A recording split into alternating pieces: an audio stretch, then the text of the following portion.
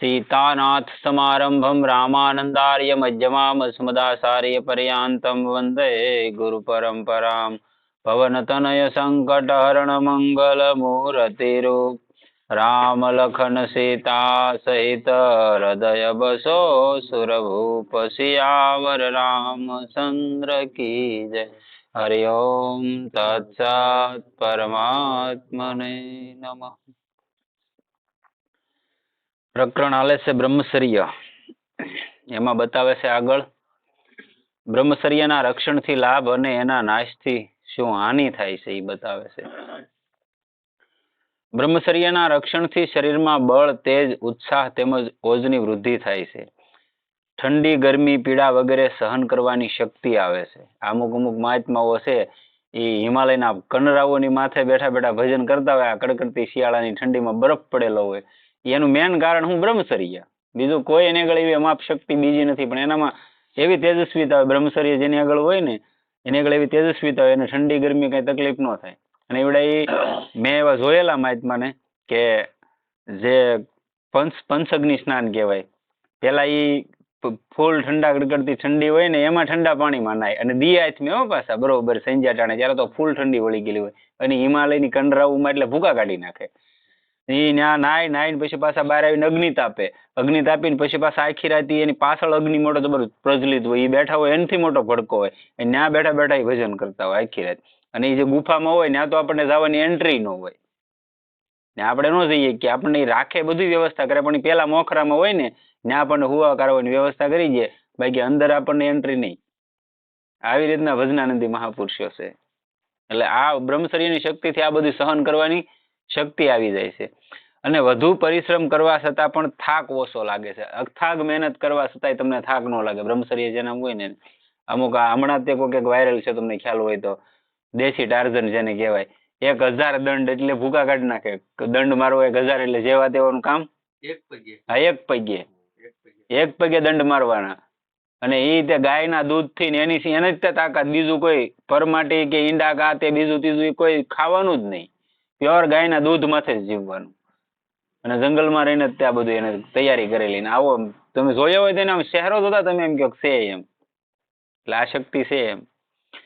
અને આગળ પ્રાણવાયુને રોકવાની એનામાં શક્તિ આવે છે. જે આપણો પ્રાણ છે ને સૂક્ષ્મ કરવાની શક્તિ, એને રોકી રાખવાની શક્તિ એનામાં આવી જાય બ્રહ્મચર્યમાં.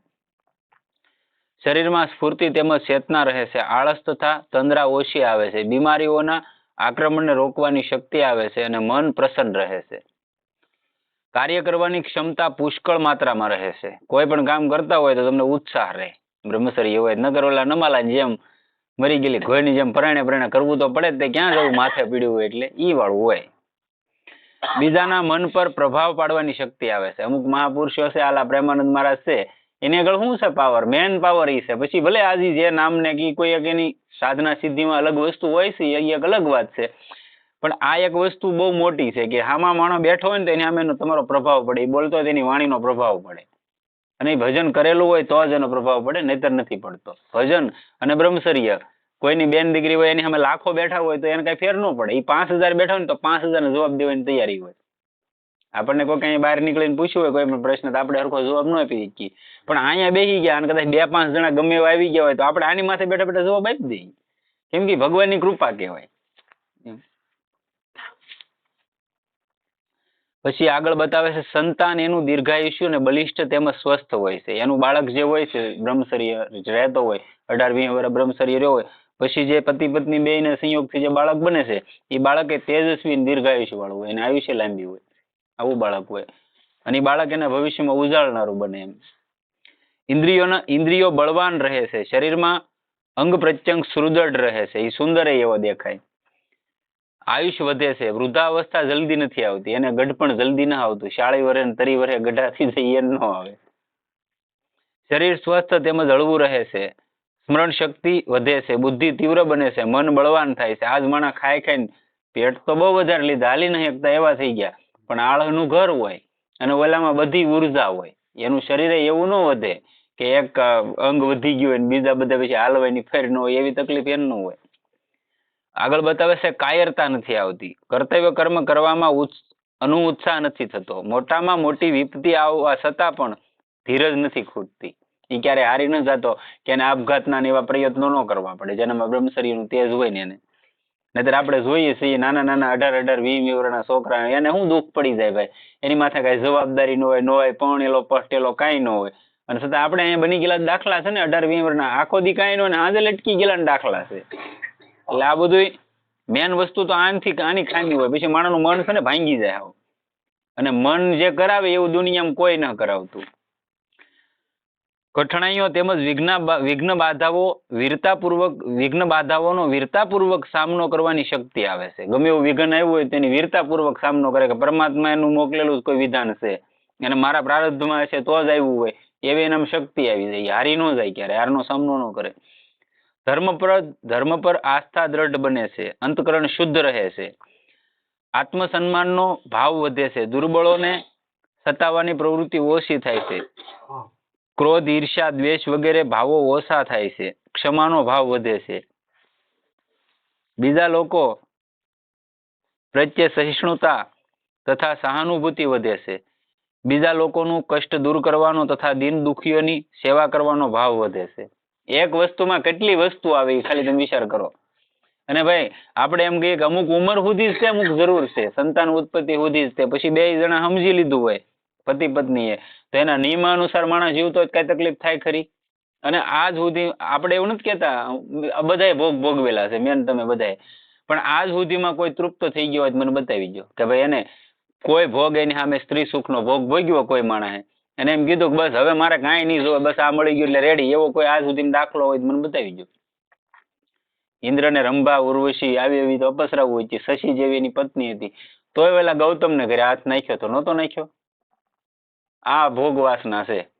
ઇન્દ્ર જેવાને તો આસન ડગાવીને નેઠું આવવું પડતું હોય તો હું તમે કાંઈ ન કહેવાય, એટલે ભગવાનનું નામ લઈને સમજી જવાય. અને આમાંથી બધામાંથી કોઈ પાછું વાળું શક્તિ હોય ને તો નામ તમને વાળી શકે, બીજું કોઈ ન વાળી શકે.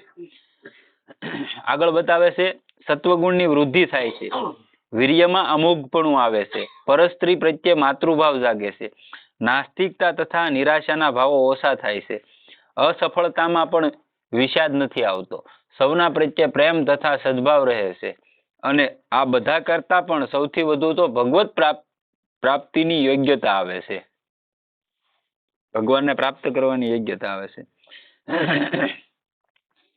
જે મનુષ્યનું જીવનનું સરમ ફળ છે, જેના માટે આ મનુષ્ય દેહ આપણને મળ્યો છે, આથી અવળું બ્રહ્મચર્યના નાશથી મનુષ્ય અનેક જાતની બીમારીઓનો શિકાર થઈ જાય છે. બ્રહ્મચર્યના નાશથી શું થાય છે બતાવે છે તો કે અનેક બીમારીઓનો શિકાર થઈ જાય છે. જરા જેટલા પણ પરિશ્રમ કે કષ્ટ સહન નથી થતા, કાંઈ પણ તકલીફ આવી હોય તો સહન નથી થતું. આજનું માણસ ઈ જ થઈ ગયું ને શું થઈ ગયું? આપણે જીવીએ એની માથે, વ્યસન માથે. નકર દુનિયામાં કોઈ એવું વ્યસન નથી કે માણસ એની વગર ન જીવે. આપણે જન્મથી ક્યાં હારે લઈને આવ્યા, તમાકુ પડીક માવો સા ને એવું કઈ લઈને આવ્યા તો નહોતા આવ્યા. આપણે પાડેલી ટેવ છે, હાલો લઈ એનોય વાંધો નથી, પણ એની વગર નહીં જ હાલે એવું જીવનમાં હોવું ન જોઈએ. એવાય મહાપુરુષો છે કે 3-3, 4-4 વર્ષ અનાજ તો આઘર્યું, કોઈ ફળ ફૂલે નહીં, ખાલી પાણી માથે દાદા ગુરુ છે, 4 વર્ષ ડોક્ટરો ને લેબોરેટરી વાળાને હારા વૈજ્ઞાનિકોને તપાસ કરી ગયા, નર્મદા જળ માથે જીવવાનું, બીજું કોઈ નહીં આજ સુધીની તારીખમાં. 4-5 વર્ષ થઈ ગયા લગભગ. તો એ કેમ જીવતા છે ભાઈ? તેજસ્વીતા ન હોય, નામની શક્તિ ન હોય, એ જળમાં શક્તિ ન હોય તો જીવીએ કે કોઈ માણસ? પણ જીવે છે એવું ને એવું શરીર. એટલે એક વસ્તુ સાબિત થાય, કોઈ એવી શક્તિ છે જે એને જીવાડે છે, અંદર એને આહાર પૂરો પાડે છે. તો આપણે એમ બધી વસ્તુ વગર જીવીએ છીએ, પણ આપણે ઠઠાડી દીધું કે મારે એને વગર ન હાલે. એટલે આપણે જરૂર, મન આપણું દુબળું થઈ ગયું ને, મતલબ ભાંગી ગયેલું શું છે મન. આપણને લઈ કોણ જાય ને આ મન? નહીતર આવડા કાંઈ ન ખાતા તોય જીવે જ છે, કાંઈ તકલીફ ખરી? 3 ટક જમવા સિવાય બીજું ભાઈ તમારે કાંઈ વ્યસન કરવું તોય રેડી જીવે. અને આપણે એમ કે મારે એને વગર નહીં હાલે, તો એ આપણી નબળાઈ મનની છે, બીજું કંઈ નથી. અને આપણને ખ્યાલ હશે કે તમને કોઈ પણ ઇન્દ્રિયું છે, એ મન તમારું ત્યાં તમને ઘોડો ઘડીને લઈ જાય, ઇન્દ્રિય શિથિલ કરવાનું સાધન છે વ્યસન, બીજું શું છે? કોઈ માણસ શરાબ પી ગયો, ગાંજો પી ગયો, ભાંગ પી ગયો હોય, તેનાથી થાય હું ઇન્દ્રિય શિથિલ પડી જાય, એટલે તમને એમ થાય મજા આવી, ઉતરી જાય, એટલે પાછા હતા એ નહીં, બીજું કઈ નવીન છે નહીં.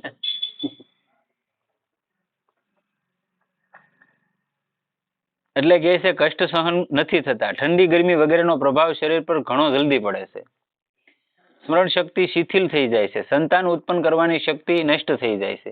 પછી આ જે આ ઘટનાઓ ઘટે છે કે ભાઈ સંતાન નથી થતા, તો આ બધું પહેલા જ તે આવું બધું કાંડ કરી નાખ્યા હોય જીવનમાં, કે આવી રીતનું અણસમજણીમાં કોઈ પણ યુવાન સ્ત્રી કે પુરુષ જીવી ગયા હોય, બરોબર, તો પછી અત્યારે એ શક્તિ હોય જ નહીં તો ક્યાંથી સંતાન ઉત્પત્તિ થાય? પછી ઓલાને રિપોર્ટ કરાવવાનું, ઓલું કરાવવાનું, તમે ગમે એ કરાવો ને, પછી એક જ આધાર હોય ઈશ્વર. તો એને તમે માનો નહીં તો ક્યાંથી ભેગું થવાનું? દુનિયાની એક મારા ખ્યાલ પ્રમાણે હું કહું, મારો અનુભવ બોલે, દુનિયાની એક વસ્તુ નથી કે માણા નામથી નો પ્રાપ્ત કરી શકે. શિવાનંદ થઈ ગયા, શિવાનંદ મહાપુરુષ, બહુ સિદ્ધ મહાપુરુષ થઈ ગયા, જેના આજ ઠેક ઠેકાણે હોસ્પિટલો હાલે, આંખની હોસ્પિટલ વીરનગરમાં ને એવા ભારતમાં શિવાનંદનું મિશન હાલે આંખો માટેનું. એ મહાપુરુષે કીધેલું છે કે કોઈ એવી વસ્તુ નથી કે એક નામથી નો થાય એમ.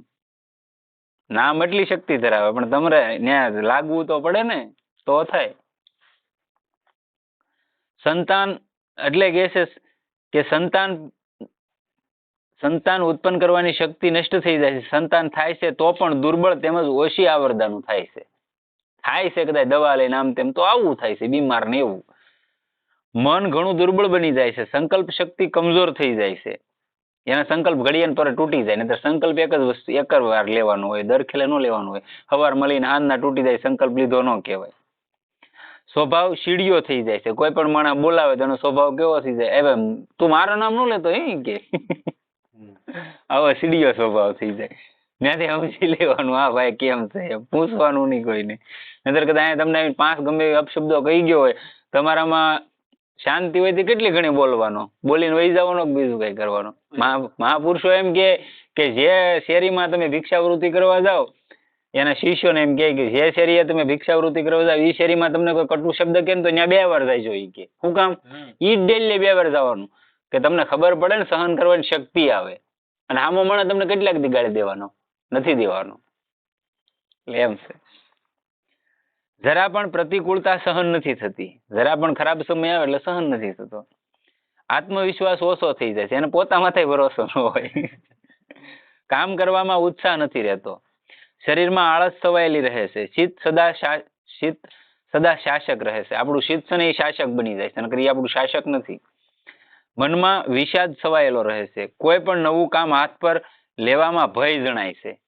તરત આપણે બિહારું કેમ થાય કે નહીં થાય, રહેવા દે કે કાંઈ ના કરવું, નહીં થાય તો મીડમાં ખાવું. આત્મવિશ્વાસ નબળો થઈ જાય ને, દુર્બળ થઈ જાય. જરા જેટલા પણ માનસિક પરિશ્રમથી મગજમાં થાક આવી જાય, બુદ્ધિ મંદ પડી જાય છે, વધુ વિચારવાની શક્તિ નથી રહેતી. સાંભળજો, આ બ્રહ્મચર્ય નષ્ટ થવાના કેટલા નુકસાન છે. સમયે વૃદ્ધાવસ્થા ઘેરી વળે છે. ઉંમર નો થઈ હોય જ્યાં વૃદ્ધાવસ્થા આવી જાય, અને નાની ઉંમરે જ માણસ કાળનો કોળિયો બની જાય છે. એટલી નુકસાની છે. હવે મોટો નથી છો, 35-40 વર્ષનો થાય ત્યાં પૂરું થઈ જાય, આવું શરીર એનું થઈ જાય છે. અમુક તો ઈ નથી પોગતા ત્યાં એને આત્મહત્યાને એવું કરી લેવું પડે. યુવાનો હોય ને, એ હસ્તમૈથુન ને એવી ક્રિયામાં જોડાઈ ગયા હોય, પછી એને આત્મહત્યાને એવું કરો, હાથ આમ થતા હોય. આપણને એમ થાય હું આની જિંદગી થઈ ગયા. આવી પોઝિશન છે. ચિત્ત સ્થિર નથી થઈ શકતું. મન અને ઇન્દ્રિયો વશમાં નથી રહી શકતી, અને માણસ ભગવત પ્રાપ્તિના માર્ગોથી માઇલો દૂર જતો રહે છે. પછી એને ભગવાનની પ્રાપ્તિ તો ભગવાનનું નામે ન સાંભળે. અને પછી જે વ્યસને ઘેરાય ને માણસ, એ પછી જ ઘેરાય છે. કોઈ પણ વ્યસનનો સહારો લે ત્યારે જ લે છે. કેમ કે ઇન્દ્રિય તમારી કામ હરખી ન કરતી હોય. પછી કોઈ માણસ એવો મળી જાય કે ભાઈ મારે આ તકલીફ છે, કે આ કરે આનાથી આમ થાય, એટલે એ ટીકડા ના તે બધું શરૂ થઈ જાય. પછી ઇન્દ્રિયો શિથિલ પડી જાય. પછી એને સ્ટ્રોંગ કરવા માટે કાંઈક તો પાવર જોવે ને. આ ઇન્દ્રિયો બધી નોખી 10 ઇન્દ્રિયો છે, એને પાવરમાં લાવવા માટે કાંઈક બીજો પાવર જોવે, તો જ માણસ જીવી શકે. બીજું કાંઈ છે નહીં નવીનમાં. આગળ તમારે આગળ બ્રહ્મચર્યનો પાવર હોય, તમારે બીજો એકે દુનિયાનો પાવર ન જોવે. આ મોટામાં મોટો કોઈ માણસની શક્તિમાં તમે ભલે વજન કાંઈ ન કરો, હું એમ કહું. આ એક બ્રહ્મચર્યની વાત છે. બાકી વજન તો જરૂરી છે, પણ કદાચ કોઈ માણસ કાંઈ ન કરતો હોય અને બ્રહ્મચર્યથી જીવતો હોય તો એના શરીરમાં તમને જરાય ઉણપ ન દેખાય. આવી એની શક્તિ છે બ્રહ્મચર્યની. એ ન તો આ લોકમાં સુખી રહે છે અને ન તો પરલોકમાં સુખી રહે છે. આવો માણસ આ લોકમાં ન સુખી રહે કે ન્યાય નથી સુખી થવાનો. આવી સ્થિતિમાં મનુષ્ય માટે ઉચિત એ છે કે ઘણી સાવધાનીપૂર્વક વીર્યનું રક્ષણ કરે. વીર્ય રક્ષા જીવન છે અને વીર્ય નાશ જ મૃત્યુ છે. આ વાત સદા સ્મરણમાં રાખે. ગૃહસ્થાશ્રમમાં પણ કેવળ સંતાનો ઉત્પાદનના ઉદ્દેશ્યથી ઋતુકાળમાં વધુમાં વધુ મહિનામાં 2 વાર જ સ્ત્રી સંગ કરે. ગ્રહસ્થ હોય એને શાસ્ત્રોએ વર્ણન કરેલું છે કે મહિનામાં 2 વાર જ તે સ્ત્રી સંગ કરવાનો, એનાથી વધારે નહીં. તો એ બ્રહ્મચર્ય પાળ્યું કહેવાય. ઈ પાળ્યું કહેવાય પાછું તોય. બોલો. હવે બ્રહ્મચર્યના રક્ષણના ઉપાયો શું છે? બ્રહ્મચર્યના રક્ષણના ઉપાય બતાવે છે.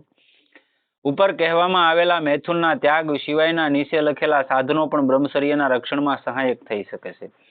ભોજનમાં ઉત્તેજક પદાર્થનો સર્વ રીતે ત્યાગ કરી દેવો. તો કે મરચું, રાઈ, ગરમ મસાલા, અથાણું, ખટાશ, વધુ ગળ્યું અને વધુ ગરમ વસ્તુઓ ન ખાવી. એટલે હાવ નહીં ખાવાની. અમુક વસ્તુ છે એ હાવે નહીં ખાવાની. આજે અથાણું ની બધું છે ને એક હાથાવાળી વસ્તુ કહેવાય. એનાથી તમારામાં તમોગુણની વૃદ્ધિ થાય. પછી ખાટું, પછી અતિશય ગરમ વસ્તુ નહીં ખાવાની, એનાથી એવું થાય. પછી મરસું ની તો નિમ્ન કોટીમાં બધા ખાતા જ હોય, એમાં કઈ વાંધો નહીં. એની જગ્યાએ તમે બીજો થોડુંક મરસું નાખો અને આપણે આ ઓલી કઈ કહેવાય, ઓલા ઓલું કઈ કહેવાય ને, બીજું મરસું કહેવાય, તમને ખ્યાલ હોય તો કાશ્મીરી નહીં, ઓલું તો મરીનો, તો એની જગ્યાએ હાલે. મતલબમાં થોડુંક મરસું ને થોડુંક બોલે એમ. એનું કારણ છે કે તમારામાં તામસ ન વધે એનાથી. આ સાધુ છે એ બધા જાજુ ઈ જ ખાતા હોય, લાલ મરસું ઈ ખાતા હોય, ન ખાતા હોય એવું નહીં, પણ વધારે ઉપયોગ આનો કરતા હોય, થોડુંક ઓલું નાખે એમ. આવી વસ્તુઓ ન, ગરમ વસ્તુઓ ન ખાવી. ભોજન ઘણું સાવીને ખાવું. ભોજન સદા સાદું, તાજું અને નિયમિત સમયે કરવું. માંસ, લસણ, કાંદા વગેરે અભક્ષ્ય વસ્તુઓ અને દારૂ, ગાંજો, ભાંગ વગેરે બીજી નશીલી વસ્તુઓ તથા કેસર, કસ્તુરી તેમજ મકરધ્વજ વગેરે વાંજીકરણ કરનારા ઔષધોનું પણ સેવન ન કરવું. એવું કઈ નથી કે ગાંજો પીવે તો ગાંજા અમુક શું કામ પીવે? આ સાધુ છે એને નડે જ તે, કોઈ નો નડે એવું નથી. અમુક એના અઘોર પંથ ને એવું હોય ને એનામાં એવડી મનાય ને એવું ન કરતો, કેમ કે એને તામસથી જ ભગવાનને મેળવવાના હોય. મહાદેવનો ઉપાસક હોય જે અઘોર પંથમાં, એ તામસી જ એની પ્રવૃત્તિ હોય. એટલે એવડા એને એમ કે અમારા કાંઈ ન નડે. ગાંજો કારણ શું છે? ગાંજો પીવે શું કામ પીવે? જે લગ્નમાં મનને લગાડ્યું ને અહીંયા સોંટી રાખવા માટે પીવે, બાકી બીજું એનું કઈ કારણ ન. બાકી છે તો એમાંય તામસ જ ગુણ છે. અને આપણે એમ કહીએ કોઈ પણ વસ્તુ છે ભગવાનને હરખાડીએ. ઓલા કાંઈ પણ આ કઈ પ્રેમની ને વાત આવે ને, કે કૃષ્ણ ભગવાને કર્યો છે, એને 1600 ગોપી હતી, બરોબર. પછી કઈ ગાંજા નો આવે તો ભોળો નથી પીતા, ભોળો નથી જયારે પીતું તમે પીવો ને બટા, કારે ઘૂંટડો અખતરો કરો. અને ભગવાનનો 1600 નહીં 18,000 હતી. કેટલી? 18,000 પટરાણી હતી. મગધ નરેશ જરાસનના ઓલામાંથી છોડાવી છે ને, સુંગાલમાંથી. 18,000 કૃષ્ણ ભગવાને લગ્ન કર્યા હતા. પણ 18,000 નારદ જોવા ગયા ને, ત્યાં 18,000 મહેલમાં કૃષ્ણ ભગવાન હતો. નારદે એમ કીધું 18,000 ને તમે કેમ કે આ બધી તમારી પટરાણી, અને આમાં ભગવાન ક્યારે જાતા છે કે આની પાસે આ વસ્તુ મોઢું જોવાય નહીં જાતા હોય. તો એ કે નારદજીનો પ્રશ્ન છે. નારદજી કીધું ભગવાન કે આંટો મારો ને એમાં શું વાંધો? એ કે તમને એવું લાગતું હોય કે ભાઈ હું નહીં જાતો, તમે આંટો મારી લ્યો. તો નારદજી વીણા લઈને આંટો મારતા મારતા જેમ જેમ આગળ હાલતા ગયા એમ બધા મેલ હતા એમાં બધી જગ્યાએ એક કૃષ્ણ ને એક ઈરાણી, એક કૃષ્ણ ને એક ઈરાણી. નારદજીનું પાણી ઉતરી ગયું હતું. એ તો એકમાંથી અનેક થવાની એની શક્તિ છે. એટલે એ કરીએ કે આપણે થોડું ન્યાય એને હરખાડવાના હોય કે ભાઈ ભગવાને 1600 ગોપ્યું, ભોળોનાથે ભાંગ પીતો, એમ આપણે ભગવાનને આપણને થોડી તુલના કરવાની, હાલી નીકળે તે. આવું છે. સારું હોય તો ભગવાનની તુલના કરવાની, અને ખરાબ હોય તો એમ નહીં બકતા. એ તો આપણો ઓલા ભજનમાં આવે ને, કુંભારાણા. હા, કુંભારાણા. હા, એના થઈ ગયા રાજસ્થાનમાં જ તે મારવાડમાં કુંભારાણાનું. હા, એને 300 રાણી હતી. હા, એમ 300 વર્ષ છે. અને કૃષ્ણ ભગવાને જે આ ઘટનાઓ કવિ દ્વારિકામાં જ થઈ ગયેલી પાછી. આજે આ 18,000 રાણી હતી ને, ભગવાન હતા. પણ આ તો હમણાંનું થઈ ગયું, આ 300 વર્ષ પહેલાનું. સાચી વાત છે. એટલે આવું છે. માણસ સારી બાબતમાં ભગવાનને ઓલામાં જોડી જાય અને ખરાબમાં તા કઈ મિની બકતા આવું કરે. એટલો બધો ચતુર થાય માણસ. હવે બની શકે તો નીચે ખુલ્લી હવામાં સવારે અને સાંજે પગપાળા ફરવું, હાલવાનું થોડુંક રાખવાનું. જે બ્રહ્મચર્યનું પાલન કરવું હોય એ માણસને રોજ 2 કિલોમીટર તો હાલવું જ પડે ફરજિયાત. રાત્રે વહેલા સૂઈને સવારે બ્રહ્મ મુહૂર્તમાં, એટલે કે પહોરે જેટલી રાત બાકી હોય ત્યારે, અથવા સૂર્યોદયથી ઓછામાં ઓછું 1 કલાક પહેલા જરૂર ઉઠી જવું. બ્રહ્મચર્યનું જેને પાલન કરવું હોય સૂર્યોદય પહેલા 1 કલાક તો ઓછામાં ઓછું ઉઠી જવાનું. બાકી તો 3:30-4 વાગે ઉઠી જ જવાનું. બ્રહ્મ મુહૂર્ત એને કહેવાય. 3:30 વાગ્યાથી બ્રહ્મ મુહૂર્ત લાગી જાય. અને અમુક જેને સાધન ભજન કરવું હોય કે એવી ઉપાસના પદ્ધતિ તમારી આગળ હોય કે મંત્ર જાપ કરવાનો હોય તો 3 વાગે જાગી જાય. કેટલા વાગે? 3 વાગ્યાથી બ્રહ્મ મુહૂર્ત લાગી જાય. અને એ એવો સમય છે. અમુક અમુક એવી ગુપ્ત વસ્તુ છે, અમુક મહાત્મા બતાવતા નથી. 3 વાગ્યાનો પ્રહર એવો હોય કે ત્યારે તમે કોઈ પણ મંત્ર, ગુરુ મંત્ર આપેલો જાપ કરતા હો ને તો એક રાશિ થાય. બધી એક રાશિ થાય. અને જે અમુક સંતો છે, જે પ્રૌઢ હજારો વર્ષના સંતો છે, એ સંતો ત્યારે એ સમયમાં વિચરણ કરતા હોય આકાશમાં સૂક્ષ્મ રીતે. એનો પ્રભાવ તમારી માથે પડે. આવું હોય. અમુક વસ્તુ તમે ગમે એવા મહાપુરુષ પાસે જાઓ ને તો અમુક વસ્તુને ક્યારેય ખુલાસો નહીં પાડે. એવા કોઈ પ્રૌઢ મહાત્મા હશે એને એમ છું મારે દેવું તો જ તમને સોખી વાત કરશે, નહીતર નહીં કરે. હવે અહીંયા હજી હમણાં કાલ તમે જોયું મીડિયામાં ઓલા જુનાગઢનું આવ્યું, ઓલા કેવું નામ છે, તનસુખગીરી. હમણાં કાલે જ બ્રહ્મલીન થઈ ગયા. અને એની હજી તો દેહ અહીંયા પીડ્યો છે, ત્યાં બાજ્યા બધા સાધુ જો જુનાગઢમાં. હજી ઓબાળો શરૂ છે ગાદી હાટું થઈને. આ ભજન કર્યું કે ભાઈ ભલામણ લ્યો. એટલે આવું છે. અહીંયા નથી મળતું. મેં આપણે 1000 વાર કીધેલું કે અહીંયા એવા પ્રૌઢ મહાત્મા નથી મળતા. એનું મેન કારણ આ. આપણે દ્રષ્ટિ કરીને જ્યાં આપણને ખબર પડે જેનું.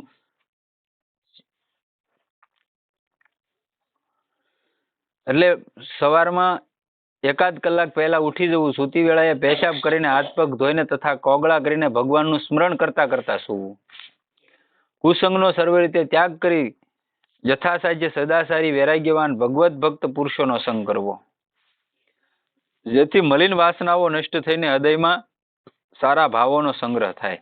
બેહવું તો એવા મણા રે બેહવું. નહીતર તમે ઓલા કે ને કે હારા હારે 15 દી બેહો અને ખરાબ હારે 1 દી બેહો, રેડી કરી નાખે તમને. સારી વસ્તુ કોઈ પણ, તમારે કપડાં ધોવા હોય તો મહેનત કરવી પડે. મેલા કરવા હોય તો કોઈને મહેનત કરવી પડી? એને ટીંગાડી ગયો એના છે મેલા થઈ જાય 5 દીમાં. ઓટોમેટિક જ થાય ને, સ્વાભાવિક છે. એટલે સારું જીવવું હોય ને સારું કરવું હોય, ભગવત ભજન કરવું હોય કે આપણે જીવન સારું બનાવવું હોય તો કોક હારે ને બેહવાનું. બાકી ખરાબ કરવું હોય તો ઓટે બેહવાનું, આથે થઈ જાય, કરવું જ ન પડે. ને આ બધા ઈ જ હોય. હા, સાંજ સવાર 2 ટાઈમ. પતિ પત્ની સિવાય બીજા સ્ત્રી પુરુષો એકલા કદી ન બેસે કે ન એકાંતમાં વાતચીત કરે. ભગવદ્ ગીતા, રામાયણ, મહાભારત, ઉપનિષદ, શ્રીમદ ભાગવત વગેરે ઉત્તમ ગ્રંથો નિત્ય નિયમ પૂર્વક સ્વાધ્યાય કરવો, એનાથી બુદ્ધિ શુદ્ધ થાય છે. અહીંયા તો પતિ પત્ની કીધું, પણ મનુસ્મૃતિમાં મેં એવું વાંચેલું છે કળીકાળની અંદર પોતાની દીકરી હોય ને તો એને એકાંતમાં નહીં રહેવાનું. હવે કઈ લ્યો, ત્યાં સુધી મનુ મહારાજે ના પાડેલી છે. પોતાની દીકરી હારે જાજી ઘણી તમે એકાંતમાં ન રહી શકો. આ સમય છે. અને મનમાં ગંદા વિચારો, આવું કરવાથી નિત્ય નિયમ પૂર્વક સ્વાધ્યાય કરવા, એનાથી બુદ્ધિ શુદ્ધ થાય છે અને મનમાં ગંદા વિચારો નથી આવતા. એશ આરામ, ભોગ, આળસ, પ્રમાદ અને પાપમાં સમય ન વિતાવવો. મનને સદા કોઈને કોઈ સારા કામમાં પરોવેલું રાખવું. મનને તમે બહાર જવા જો, વિચારવાનો મોકો આપો તો જ બીજે જવાનું છે ને. તમે એને મોકો જ ન આપો ક્યાંય બીજે જવાનો, હરિનામ કીર્તનમાં, નામ સ્મરણમાં એમાં લગાડી ગયો તો ક્યાંય બહાર વયું જવાનું છે, કેટલી ઘણી જવાનું. તમે એમ કહો ભજન કરવા, ઘણા એવા આપણને એવા દાખલા બહુ આપે કે મારે તો ઘણું ભજન કરવું પણ હું બેહું ને જાય કે મન મારું બહાર વયું જાય. પણ મન બહાર જાય, આવો બાપુ, મન બહાર વયું જાય ત્યાં તમે એને પરાણે પાછું લાવો, રામ રામ રામ રામ મોટા સ્વરે કરવા માંડો, તમે બેઠા ત્યાં કેટલી ઘણી બહાર જવાનું. પાછું આંટો મારીને પાછું નહીં આવે, અહીંયા પાછું આવે.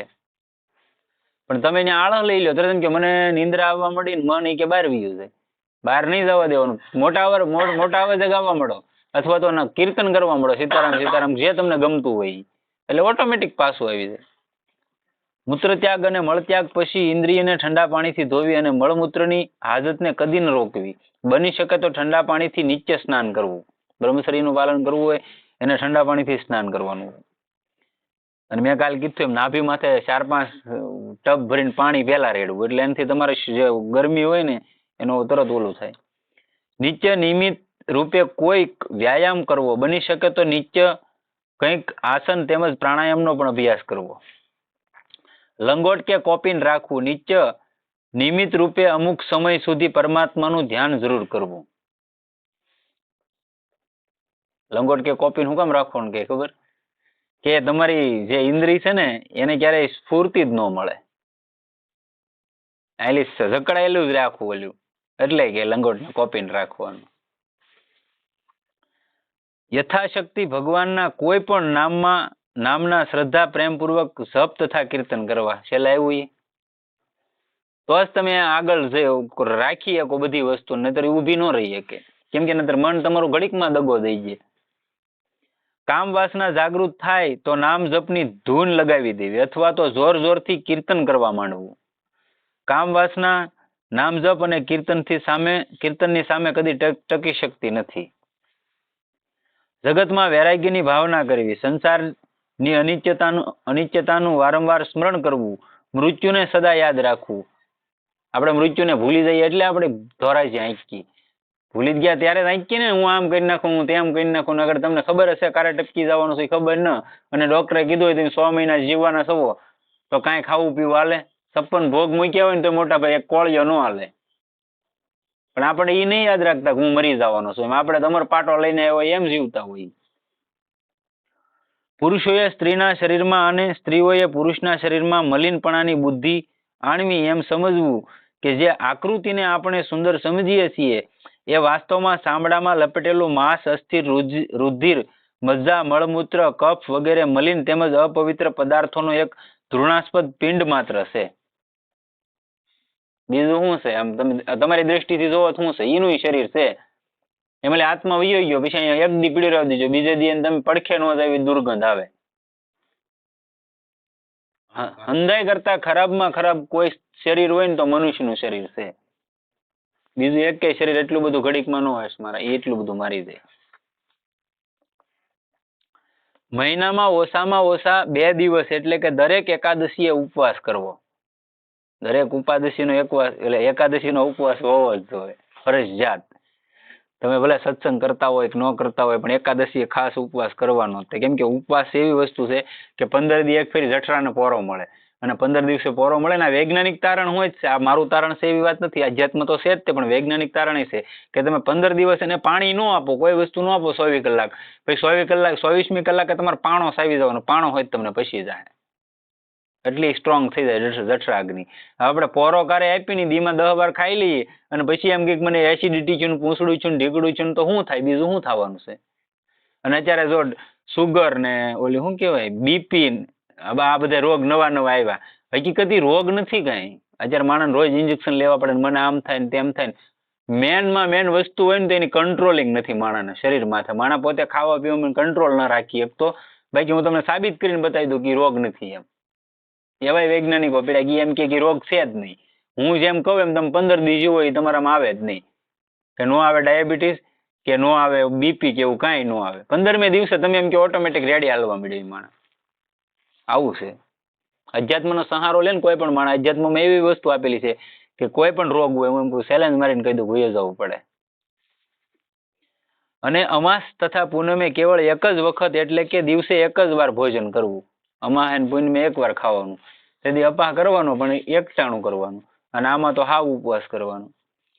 ભગવાનની લીલાઓ તથા મહાપુરુષો તેમજ વીર બ્રહ્મચારીઓના ચરિત્રોનું મનન કરવું.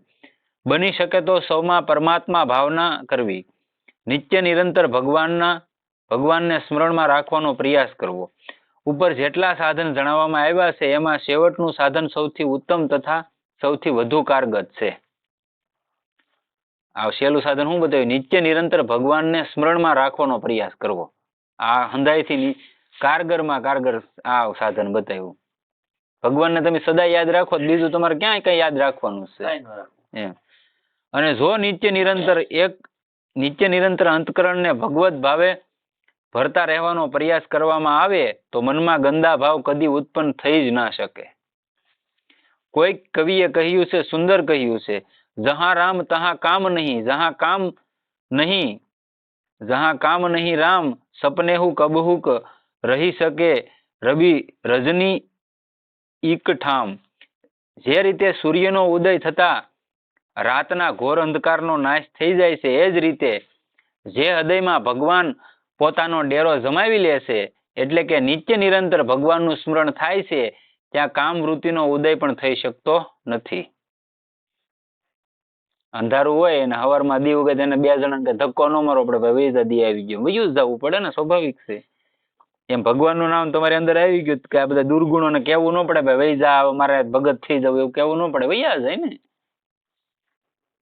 પણ આપણે જ નથી કરવું, આપણી નબળાઈ છે તો દુઃખી થાવ. અને 84 પાછા ભટકો ને પાછા જધાઈને આવો અને પછી કેદી મોકો મળે એ નક્કી છે નહીં.